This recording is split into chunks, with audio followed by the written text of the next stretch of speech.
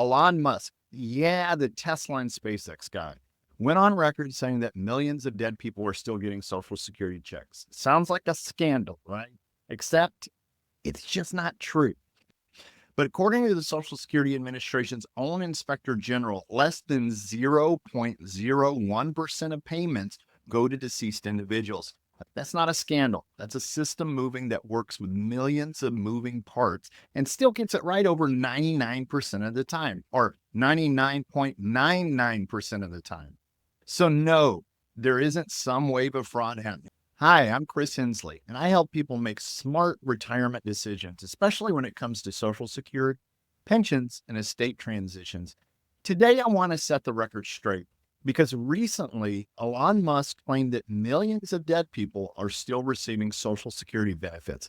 Let me be clear. This is total nonsense. In this video, I'll show you what actually happens when someone dies and how the Social Security Administration handles it step by step. Now, we're going to walk through the truth, the process, and how to avoid costly mistakes that I see families make every day. Let's start with this claim that we've heard. Elon Musk, yeah, the Tesla and SpaceX guy, went on record saying that millions of dead people are still getting Social Security checks. Sounds like a scandal, right? Except it's just not true. The Social Security Administration processes over 3 million death records every single year, and they cross-check with funeral homes, state agencies, Medicare, even the Department of Health. Now, do mistakes happen occasionally? Yes. If a death isn't reported properly, a stray payment might go out.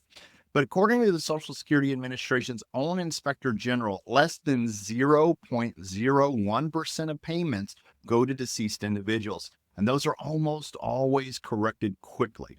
That's not a scandal. That's a system moving that works with millions of moving parts and still gets it right over 99% of the time, or 99.99% of the time. So, no, there isn't some wave of fraud happening. This is just clickbait nonsense, and we need to stop repeating. So let's talk about what actually happens when someone passes away and Social Security is involved. There's a learning moment here, right? Step one, report the death. In most cases, the funeral home handles this for the family. They'll notify the Social Security Administration when they file for a death certificate. If that doesn't happen, or if you're not sure, you can call the Social Security Administration directly at 1-800-772-1213, or go in person to a local office. Let me repeat the number. It's 1-800-772-1213. And that's assuming they don't close your local office, which they are doing here in Texas with the Beaumont office. Anyway, let me get back on track here. You can't do this online or email, so that's important. You'll need proper documentation, and it needs to be handled by phone or in person.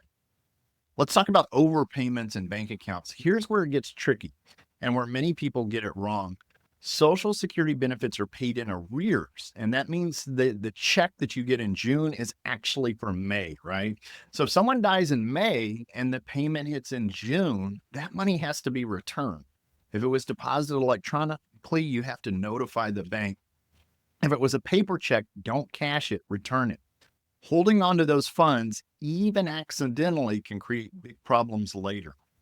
Now, let's talk about survivor benefits, because this is one of the most overlooked parts of the Social Security system. If you're the spouse, child, or dependent parent of someone who passed, you might be eligible for monthly benefits. Now, here's a quick breakdown. A widow or widower age 60 or older, or 50 if you're disabled, may qualify. If you're caring for a child under 16, you may also be eligible. Unmarried children under 18 or up to 19 if still in high school can qualify. And dependent parents age 62 or older may also be eligible if they were financially dependent. There's also a one-time $255 death benefit, but only if you're a surviving spouse or a qualifying child. None of this is automatic. You have to apply for it, and sadly, too many people don't realize these benefits exist. Now, here are the most common mistakes I see people make, and they can be very expensive. Not reporting the death promptly, which leads to benefit overpayments.